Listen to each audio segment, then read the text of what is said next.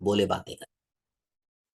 जो जहां से सुन रहे हैं उसी जगह से उन्हें आशीषित करें। शत्रु लज्जित हो, आपके लोगों के जीवन में बढ़ोतरी हो, आगे आपकी मर्जी पूरा हो। जहां से भी सुन रहे हैं प्रभु, वहां का नेटवर्क, बिजली, मोबाइल, हर चीज को प्रभु आप सुरक्षित या सही होने में सहायता करें पिता, ताकि सही रीति से हम परमेश्वर आपका वचन को सुन सकेंगे। धन्यवाद देते हैं। सभा को शुरू से अंत तक आप अगुवाई करें और स्वयं बोले और बातें करें। धन्यवाद। सारी विनती प्रार्थना को प्रभु यीशु मसीह के नाम से होकर मांगे पिता, सुनकर ग्रहण करें। आमीन।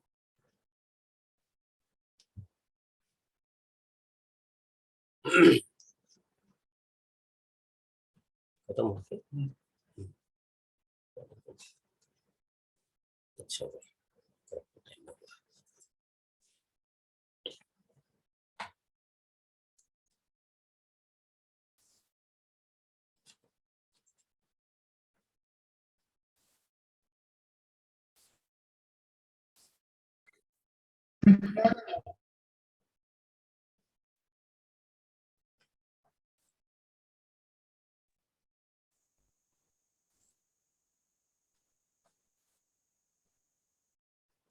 आइए, बहुत बढ़िया समय है।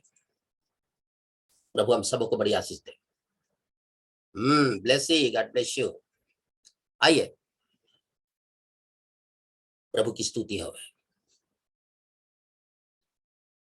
आप देख रहे हैं कि यहाँ पर जो लिखा गया है निवेश, कल बहुत सिंपल बात को हम सुन रहे थे, कोई कठिन बात नहीं था। लेकिन एक बात आपसे कहना चाहता हूं, कल ये उल्टा हो गया था करके मेरे को आज बताया, प्रकाश बताया। ये जो लिखावटी था उल्टा था शायद, लेकिन आप लोगों ने कोई ध्यान नहीं किया। आप लोगों ने ध्यान नहीं किया। प्रकाश मेरे को बताया कि उल्टा था वो, लेकिन अब इधर उल्टा दिख रहा है, तो आपको सीधा दिख रहा होगा। सीधा दिख रहा है वो लिखावट। कल क्या था? कल उल्टा रहा। कल उल्टा था।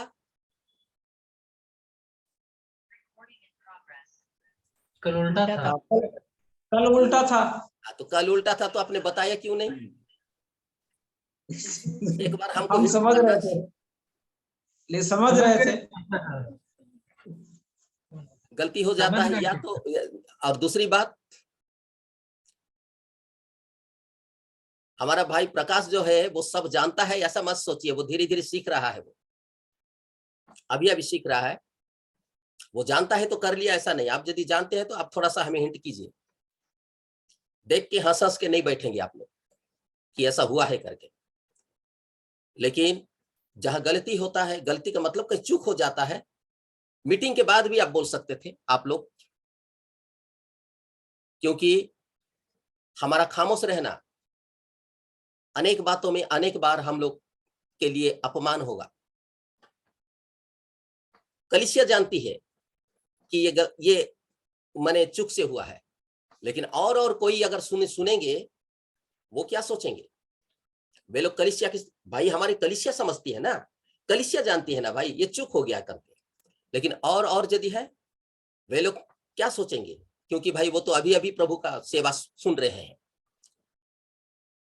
ऐसा भी सोच आ जाएगा इनको, माने लिखने के लिए भी या तरीका नहीं है या दिखाने का तरीका नहीं है, ऐसा बात हो जाएगा।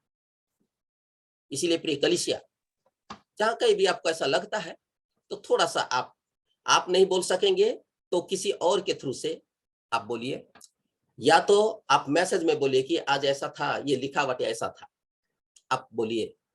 आप खामोश ना रहे। हाँ, इंग्लिश में ना वो उल्टा है। इंग्लिश हिंदी वाला सही है। हाँ, इंग्लिश में उल्टा है। इंग्लिश उल्टा ही है वहां। इंग्लिश तो उल्टा ही है। ओके ओके अभी ओके। जो लिखे हैं तो वैसे ही है वो। ये हाथ से है मेरा, ये देखिए लेफ्ट हैंड से है ये मेरा। लेकिन वो जो है राइट हैंड से है। निवेश ठीक आ रहा है। अभी ऊपर में हिंदी ठीक आ रहा है आपको? हाँ ठीक आ रहा है वो। बस ठीक है, बस ठीक। बस बस बस थोड़ा सा मेहरबानी करके ऐसे बता दीजिएगा, क्योंकि हम लोग सीख रहे हैं। मेरा कहने का, मैं तो सीखा नहीं हूं अभी तक। प्रकाश थोड़ा सहायता कर रहा है। भाई सोलोमन का स्थिति ड्यूटी में बहुत ज्यादा हो गया तो इसलिए। आइए मैं परमेश्वर का वचन में आपको थोड़ा सा मैं बताना चाहूंगा। कल हम लोग बहुत सिंपल सी बात हम सुन रहे थे और आज भी उसी मैसेज में से मैं थोड़ा सा आगे बढ़वाऊंगा। और हमारी जो संदेश है स्वर्गीय दूल्हा और पृथ्वी के दुल्हन का भावी घर, पृथ्वी के दुल्हन का भावी घर, ये मैसेज को हम लोग 75-80% हम लोग सुन चुके हैं और इसका थोड़ा सा जो बचा है एंडिंग में हम लोग इसको सुनेंगे, प्रभु यदि अगुवाई दे तो सुनेंगे। लेकिन इन वचनों के भीतर में मैं थोड़ा सा आप लोगों को थोड़ा चेंज किया है, ये इसको इन्वेस्टमेंट लेकर, ये मैसेज को लेकर, ताकि आपका थोड़ा सा कुछ दूसरी और थोड़ा सीख जाइए। प्रभु हम सबको बड़ी आशीष करें। प्रिय कलीसिया, जिस धनी के बारे में हम कह रहे थे, उस धनी के बारे में आप लूका रचित सुसमाचार में देख सकते हैं उसे, मत्ती रचित सुसमाचार में भी आप देख सकते हैं उसे, जिसको आप देख रहे हैं, जिस धनी के बारे में। ये बात नहीं है कि धनी लोग स्वर्ग राज्य में नहीं जाएंगे, ऐसा बात बिल्कुल नहीं है, बिल्कुल ऐसा नहीं है। धनी लोग भी थे, परमेश्वर यीशु मसीह धनी लोगों से भी बुलाया था, लेकिन विश्वास जो होता है धनी के लिए भी वही होता है, गरीब के लिए भी वही होता है। विश्वास कभी उतार और चढ़ाव और पक्षपात के साथ नहीं मिलता है। याकूब ने कहा परमेश्वर कभी भी किसी का पक्षपात नहीं करता है। अगर एक गरीब व्यक्ति को अगर उसी वचन के द्वारा विश्वास की बात, विश्वास का उद्धार की जो बात है उसको सुनकर यदि उसे उद्धार पाना है, तो ठीक एक धनी व्यक्ति को भी उसी वचन को सुनकर ही उसे उद्धार पाना है। परमेश्वर कभी किसी का चेंज नहीं करता है। परमेश्वर अपने उद्देश्य में और अपनी बुलाहट में या वो पक्षपात में कभी भी वैसा नहीं करेगा। इसीलिए हम सुन रहे थे, जैसा आपको 3 प्रक्रिया में आपका उद्धार किया, ठीक वैसा भी पृथ्वी को भी वो 3 प्रक्रिया के द्वारा छुटकारा करेगा, इसका भी उद्धार करेगा। ध्यान रखें, इसका भी वही करेगा। वो चाहे प्रकृति को हो चाहे आप मनुष्य को हो, छुटकारा का जो नियम है एक ही किया है परमेश्वर, उसको अलग नहीं किया है। जैसे 3 प्रक्रिया के द्वारा पृथ्वी को सिद्ध बनना है, दुल्हन के लिए जगह बनना है, वैसा ही आपको भी दुल्हन बनने के लिए 3 प्रक्रिया में आपको आना है। 3 प्रक्रिया के द्वारा आप एक दुल्हन बनते हैं और उसके बाद उसकी संदेश में आप चलते हैं, आप आगे बढ़ते हैं। क्योंकि यीशु मसीह दुल्हन को लेने आ रहा है, कलीसियाएं को नहीं। ये बात हमेशा याद रखिए, कलीसियाओं को लेने नहीं आ रहा है। हम अक्सर ये बात कहते हैं, वो दुल्हन को लेने आ रहा है, जिस दुल्हन को उसने पसंद किया था, जिस दुल्हन को उसने पसंद किया, आज से नहीं, उत्पत्ति से पहले उसने पसंद किया है। दुल्हन कभी भी क्लेश में नहीं जाएगी, दुल्हन कभी भी किसी विपत्ति में नहीं जाएगी जो आने वाली है, वो उसको देखेगी ही नहीं, क्लेश में जाएगी नहीं। जब यहाँ पर ट्रिबुलेशन चलता है या महाक्लेश चल रहा होता है, दुल्हन उस समय अपने महल में होगी, अपने स्वर्गीय घर में होगी। ध्यान रखें। इसीलिए आज जो दुल्हन है उसको तैयार किया जा रहा है परमेश्वर का वचन के द्वारा। और तैयार करने के लिए परमेश्वर ने कुछ लोगों को उसने रखा वरदान देकर।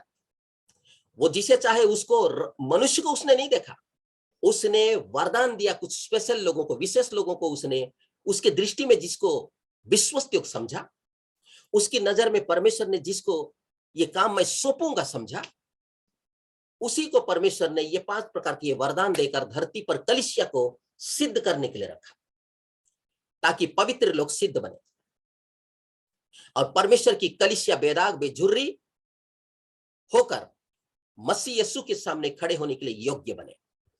गौर करेंगे, योग्य बने। अब देख लीजिएगा, जिस धनवान के बारे में हम सुन रहे थे, मैं फिर से कह दूं, धनवान लोग स्वर्ग के राज्य में प्रवेश नहीं करेंगे, बिल्कुल ऐसा मत सोचिए। ये विश्वास के ऊपर, जो विश्वास उनको दिया, जो आपके ऊपर गरीब को जो विश्वास दिया, धनी को भी वही विश्वास दिया। वो एक ही विश्वास के द्वारा ही हर व्यक्ति, हर प्राणी उद्धार पाएंगे। नबी कहते हैं इस धनी के बारे में, वो बहुत बढ़िया व्यक्ति रहा और यहां तक कि चूर चार को भी लेके सबको फेंक देता था या डाल देता था। ध्यान रखेंगे क्योंकि बाइबल बताता है वो धनी व्यक्ति बहुत मौज करने वाला था। प्रतिदिन उसके घर में कोई ना कोई पार्टी होता था, लोग बाग आना जाना करते थे और बड़ी खुशी और आनंद के साथ वो धनी व्यक्ति रहा करता था। मैं पहला दिन में ही बता चुका हूं आपको कि वो कभी गरीबी नहीं देखा है। वो एक धनाढ़ परिवार के बेटा था। वो गरीबी उसको मालूम नहीं है, परेशानी क्या है मालूम नहीं है। मैं जैसा पढ़ता हूं या उसको हम देखते हैं नहीं है। और वो व्यक्ति प्रतिदिन मौज करता था। उसके घर में बड़े बड़े लोग आते थे और वो व्यक्ति कोई अन्य जाति नहीं था।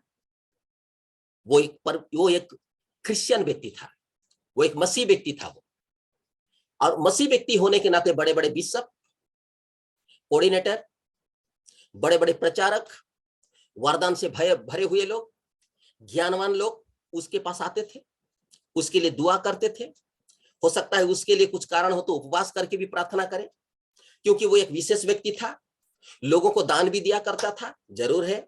बड़े बड़े प्रचारक लोगों को, पास्टरों को बड़े बड़े काम उसने किया। ये बिल्कुल नहीं है कि उसने नहीं किया है, क्योंकि व्यवस्था को मानने वाला था। मूसा व्यवस्था में भी कहा है गरीबों की तू सुधि रख। ध्यान रखें क्या। ये सब होने के बाद एक ही बात की घटी थी जो उसके भीतर में, जब उसने ये विचार किया, ये देखा कि सब चीज तो हो चुका है लेकिन अनंत जीवन ही नहीं है। और ये अनंत जीवन सभी को मिलता नहीं है। जिस अनंत जीवन के बारे में बाइबल में लिखा गया है, अनंत जीवन बिल्कुल ऐसा नहीं मिलता है। अपने अपनी मर्जी और अपनी अपने विचार और अपनी अपनी रीति के मुताबिक इस पृथ्वी पर बड़ी बड़ी चर्च है। मैं आपको बता रहा हूं, बहुत बड़ा बड़ा चर्च है। और अपनी अपनी रीति, अपनी अपनी विधि, अपनी अपने नियम में वहां सेवकाई चल रहा है।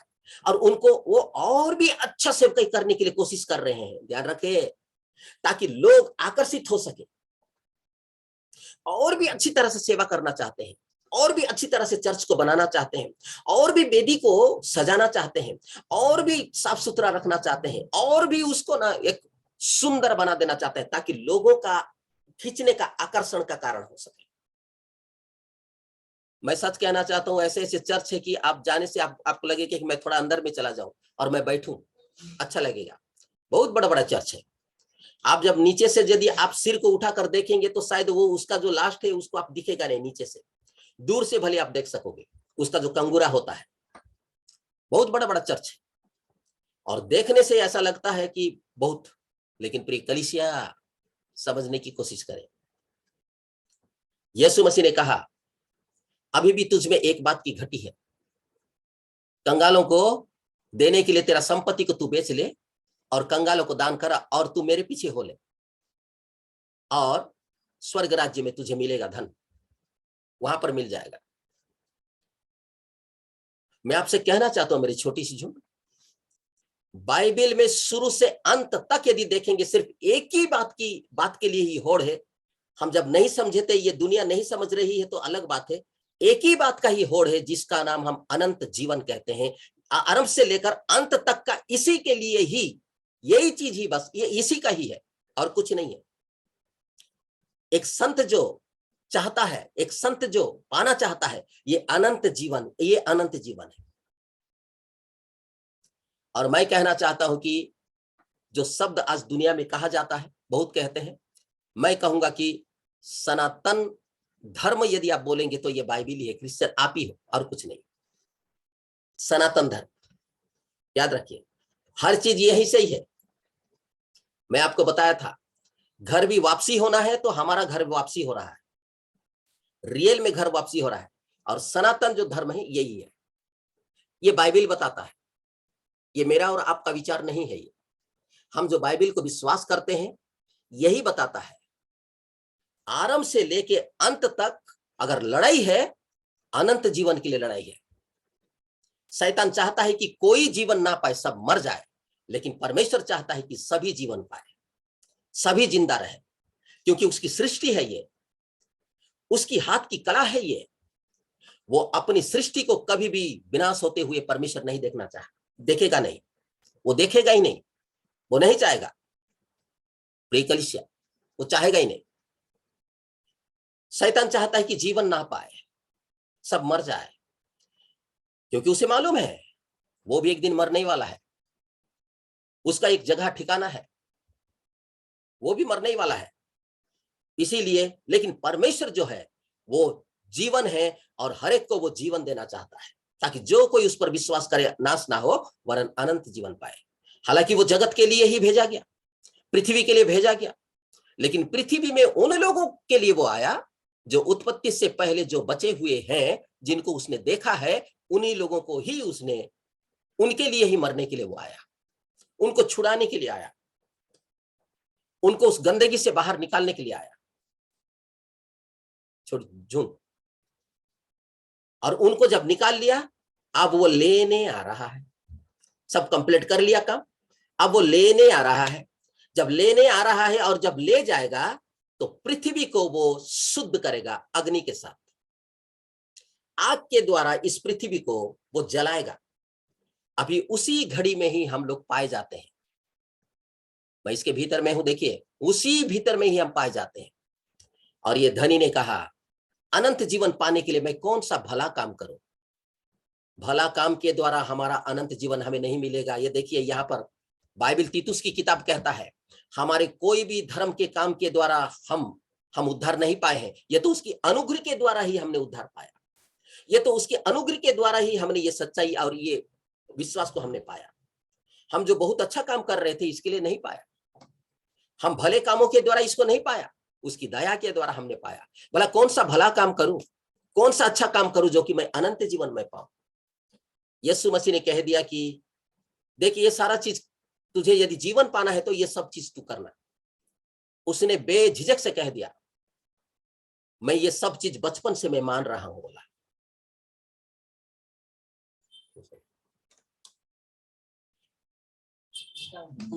इसको निकल दो, निकल दो, कुछ नहीं होगा।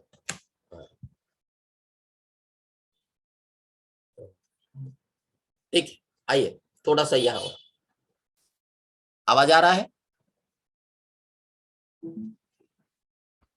यीशु ने कहा, तेरे जो सामान है, तेरे जो धन है, जो भी है, उसको बेच दे, तेरे माल को, और तू कंगालों को दे दे, और तू मेरे पीछे हो ले, क्योंकि स्वर्ग में तेरे लिए धन है। कौन विश्वास करेगा आप मुझे बताइए? पहली बात, विश्वास कौन करेगा? क्योंकि स्वर्ग में तेरे लिए धन रखा गया है। भाई तेरे लिए है।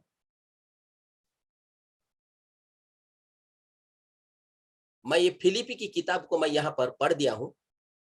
क्या एक बार फिर से आप मत्ती रचित सुसमाचार का उस 16 का 19 पद यदि पढ़ेंगे तो आप लोग यदि पढ़ेंगे तो पता चल जाएगा। एक चीज को मैं पढ़वाऊं, आइए।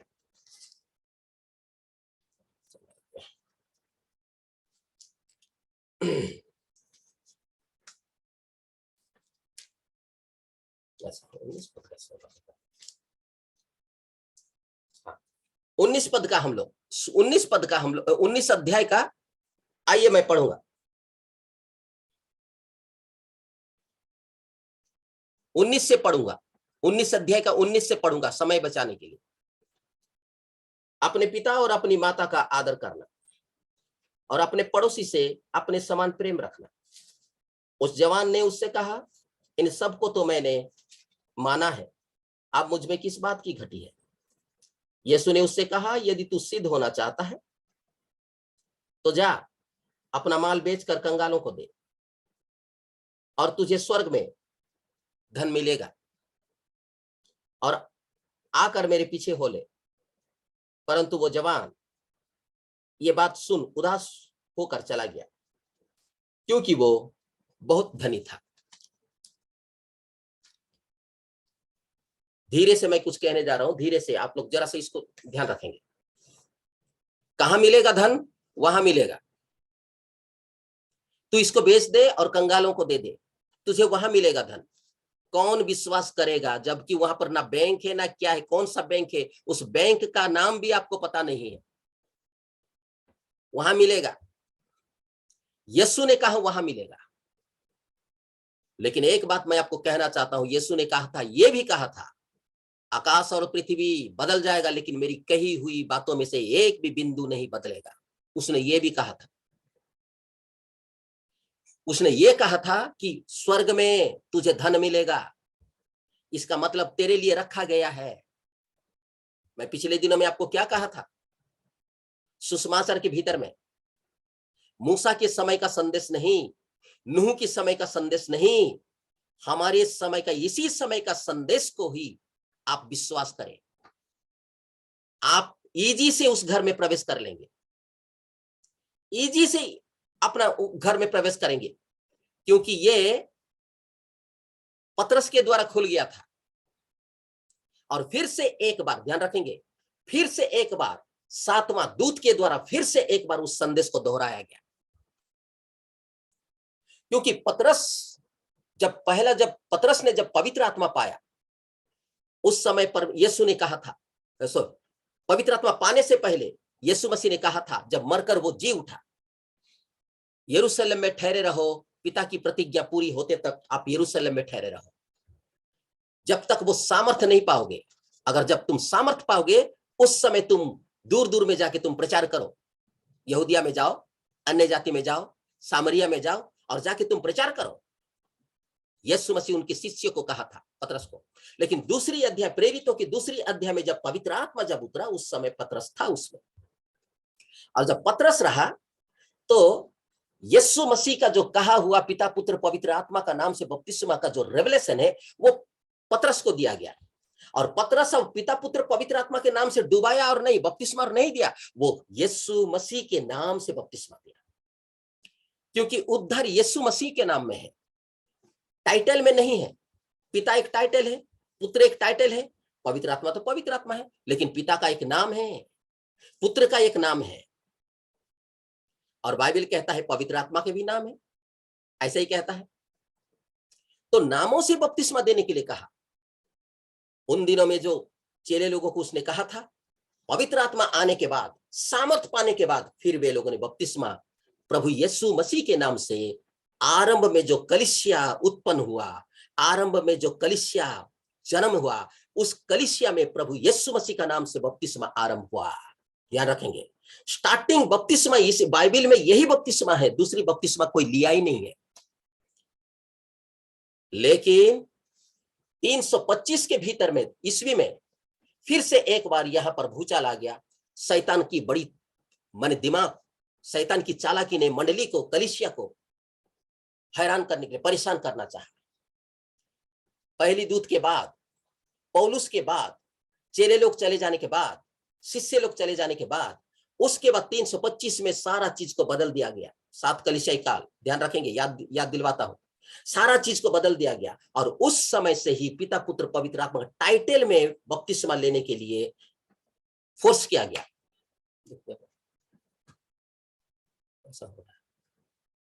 टाइटल में यानी कि टाइटल में बपतिस्मा देने का आरंभ हुआ 325 ईस्वी में। ये नबी कहते हैं कॉन्स्टेंटाइन राजा जब आया, मसीहत में एक ढोंग के रूप में आया, उसने ही पिता पुत्र पवित्र आत्मा का नाम का बपतिस्मा आरंभ किया। ये बपतिस्मा कैथोलिक विश्वास का बपतिस्मा है।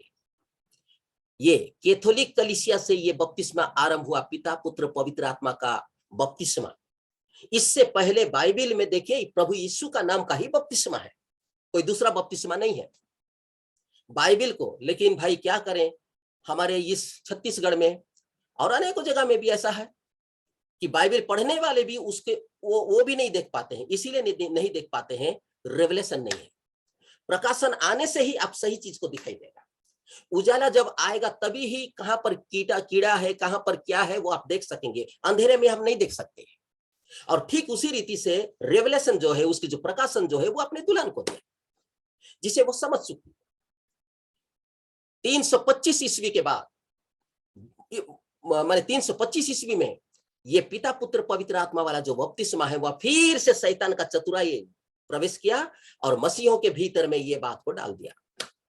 और उसी समय से फिर जो सच्चे मसीह थे वो अलग हो गए, और जो मसीह उनके साथ मिले हुए थे वे फिर उसी नियम और उसी कानून में चलते चलते चलते चलते वो आए। 1906 के बाद सातवां दूत उस रेवलेशन को फिर लाया जो बाइबल के भीतर में शुरू में था।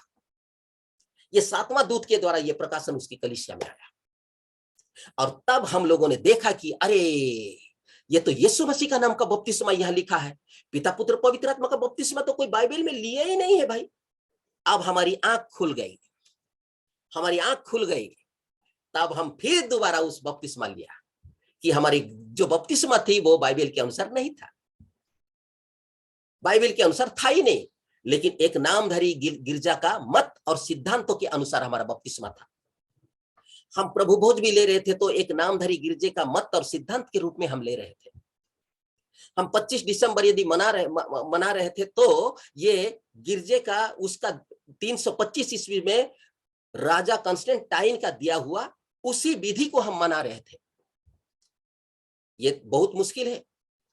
आपको यदि कोई पूछेंगे कि ये नहीं है तो वे लोग ठोकर खा जाएंगे, आपको बताना चाह रहा हूं।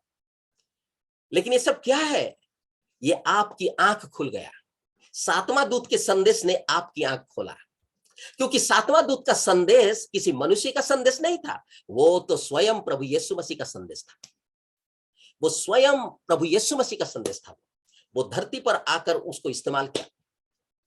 वो खुद बोल रहा था। नबी कहते हैं अभी वो कह रहा है, अभी वो कह रहा है, ये शब्द उसका है और उसी का शब्द को हम सुन रहे हैं, और उसका जो वचन आ जाता है हमारी आंख खुल जाता है और हमारा जीवन में बदलाहट आ जाता है। हमारे भीतर में कोई और ही विचार आ जाता है, जो विचार और दुनिया की था वो और नहीं रहेगा, बदलाव आ जाएगा। जैसे आपका बदलाव होते जा रहा है, जैसे हमारे बदलाव होते जा रहा है, होते जा रहा है। ध्यान रखें, बदलाव तो होना ही है। बदलाव यदि नहीं होगा तो मैं फिर से कह दूं, बदलाव अगर नहीं हो तो क्या फायदा? हमारे जीवन में एक उन्नति होना चाहिए। उसने कहा मेरे पीछे हो ले, यीशु ने कहा ये सब कंगालों को दे दे और मेरे पीछे हो ले, यानी कि सेवा कर, सेवा कर। वो क्यों सेवा करेगा? वो क्यों जाएगा?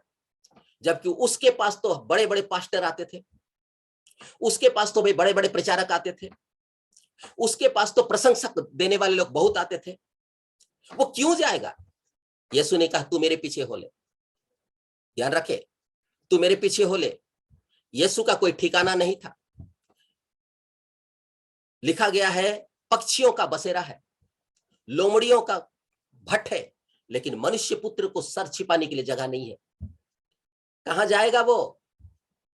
कभी धूप नहीं जानता है एसी में रहने वाला, कभी भूख नहीं जानता है भाई बासा भोग का खाना खाने वाला, उससे भी उत्तम खाना भोजन करने वाला। भाई कभी बारिश नहीं जानता है वो कैसे जाएगा? लेकिन यीशु जब चलता था, उसके चेले जब चलते थे, पूरे कपड़े गंदे थे, गंदे, पसीना से लथपथ थे वो लोग। मेरे और आपके जैसा पंखा नहीं था, किसी पंखा के घर में बैठकर वो सेवा नहीं कर रहे थे। पैदल चल चल के, और उनके पीछे शिष्य लोग चले, उसके सेवक लोग चले, और वो कह रहा था तुम मेरे पीछे हो ले, ये सब कर दे दे के मेरे पीछे हो ले, यानी कि मुझ पर विश्वास कर, मेरा संदेश को ग्रहण कर, मैं जो बोल रहा हूं ताकि वहां पर तुझे धन मिलेगा। ये बहुत कष्ट है, क्योंकि ये कोई विश्वास कर ही नहीं सकता। अनंत जीवन का मूल्य यही था। बस यदि हम बीमा कंपनी में यदि हम निवेश करते हैं, अगर हम किसी बैंक में यदि हम लोग जमा करते हैं कुछ सालों के लिए, हमें एक आशा तो है कि हमें इतना साल के बाद मिल जाएगा, क्योंकि हम उस बैंक को भी देख रहे हैं और समय समय पर जाकर हम उसको पूछते भी रहते हैं, ताकि कोई 20 साल का, कोई 15 साल का, कोई 25 साल का, ऐसा करके दुनिया में रखे हैं, बीमा कंपनी में निवेश करके रखे हुए हैं, ताकि उनको 15 साल 20 साल के बाद मिल जाएगा। और प्रत्येक महीना प्रत्येक साल वो लोग उसके भीतर में अपना पैसा को निवेश करते रहते हैं, वहां जमा करते रहते हैं, ताकि ये यदि इतने साल तक देगा तो वो इतने साल में वो इतना देगा। ध्यान रखेंगे, जिसका कहना कि मतलब होता है कि लेन और देन, ये लेगा इतना तो वो उतना देगा, बैंक वाला उतना देगा। ये हर साल या हर महीना या हर 6 महीना में एक बार, 6 महीना में एक बार। मेरी आवाज और मेरा बात आपको समझ में आ रहा है? जी हाँ, ध्यान रखेंगे तो हम पाएंगे उसको यह। लेकिन ये जो धन वहां मिलेगा, कौन देखता है? यीशु मसीह ने जो बोला, बताइए आप, कौन विश्वास करेगा? कौन कहेगा कि भाई धन वहां मिलेगा? और वो भी कौन बोल रहा है? अगर एक अच्छा बड़ा पोप यदि आकर बोलता तो शायद मान दिया जाए, शायद माने, शायद विश्वास करे। उस जो व्यक्ति को वो देख रहा है, यीशु मसीह को देख रहा है, वो एक साधारण व्यक्ति है बस। वो तो ये इसीलिए आया था, ध्यान रखेंगे, कि ये व्यक्ति एक विशेष प्रकार का व्यक्ति है, इसका जीवन एक अलग है, इसी के पास ही जाऊंगा मैं और अनंत जीवन के बारे में मैं पूछूंगा। ये सब देखा उसने। यीशु मसीह उन दिनों का नामधारी गिरजों की जैसा उसका स्वभाव नहीं था, उन दिनों के लोगों की जैसा नहीं रहा।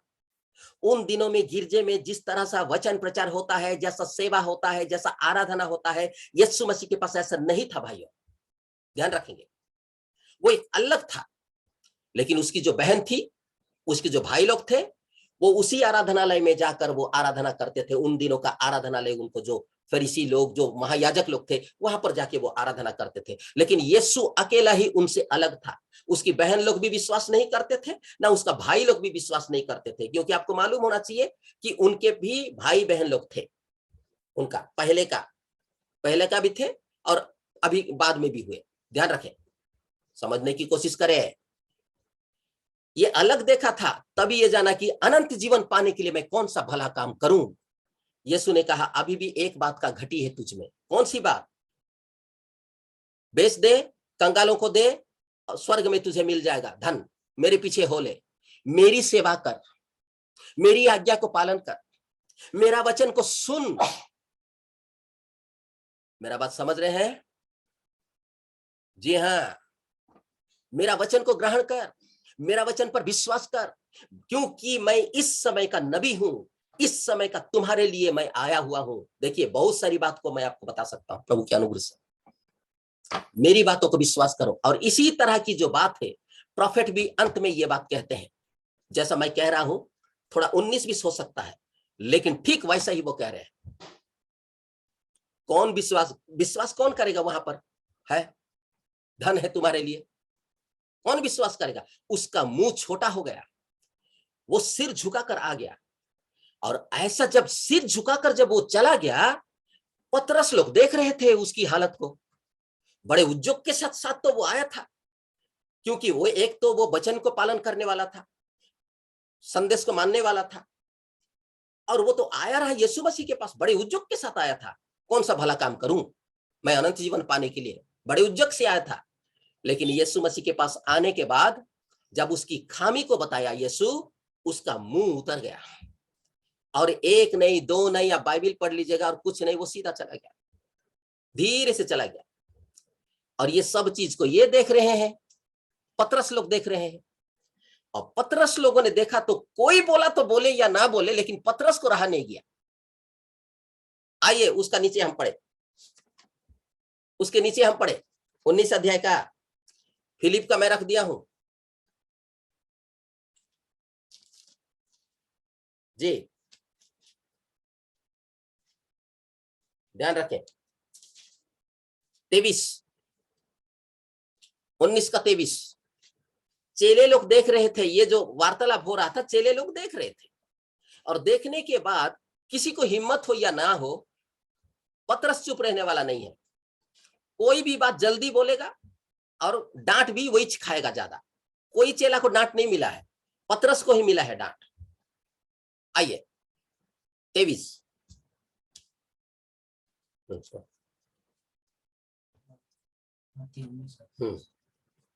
तब यीशु ने अपने चेलों से कहा, हाँ, मैं तुमसे सच कहता हूँ हाँ, कि धनवान का स्वर्ग के राज्य में प्रवेश करना कठिन है। कितना कठिन है धनवान लोगों का स्वर्ग राज्य में प्रवेश करना, कितना कठिन है जी। तुमसे फिर कहता हूँ, अब यीशु ने कहा, अब तुमसे मैं कहता हूँ कि परमेश्वर के राज्य में धनवान के प्रवेश करने से ऊंट का सुई के नाके में से निकल जाना सहज है। सुनिए, अगर यीशु यदि ये दृष्टांत के रूप में कहा है तो कहीं ना कहीं ये दृष्टांत नहीं है, ये सही कहा यीशु किसी ना किसी जगह में सही।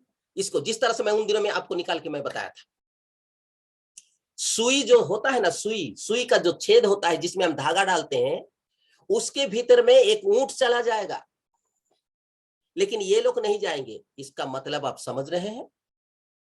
समझ रहे हैं? साकरा है वो मार्ग जो बहुत कम लोग प्रवेश करते हैं, चौड़ा है वो मार्ग जो बहुत लोग प्रवेश करते हैं। वो साकरा में 10 फीट का व्यक्ति भी होगा तो वो साकरा में भीतर में प्रवेश करेगा। 10 फीट लंबा वाला व्यक्ति भी होगा तो चाहे कितना भी मोटा हो, लेकिन वो साकरा में वो प्रवेश, अरे नहीं होगा, सिर्फ नहीं, उसको अंदर में जाना ही है, प्रवेश करना ही है।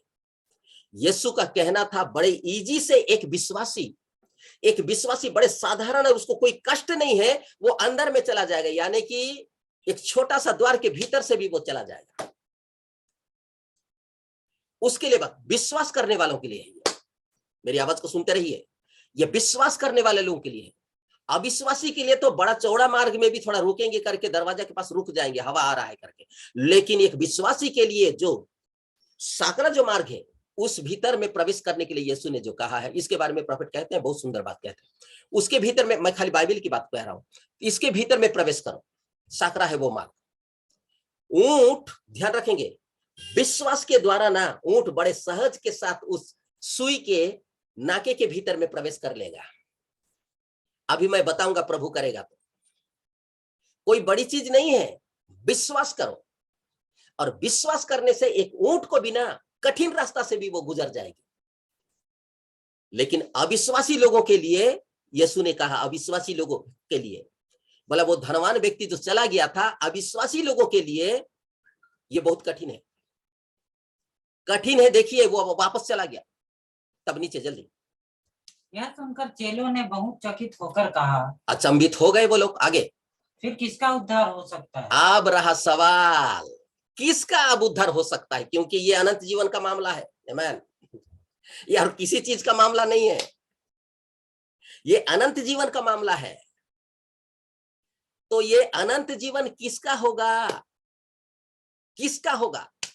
सुनिए, धीरे से मैं बता रहा हूं, इसको ध्यान लगा के सुनिए। अगर समझ में नहीं आता है प्रार्थना करें। ये चेले लोगों के भीतर में आया। मैं फिर से कहूं, उत्पत्ति से लेकर प्रकाशित वाक्य तक का और कुछ नहीं, हमारी लड़ाई केवल अनंत जीवन के लिए है।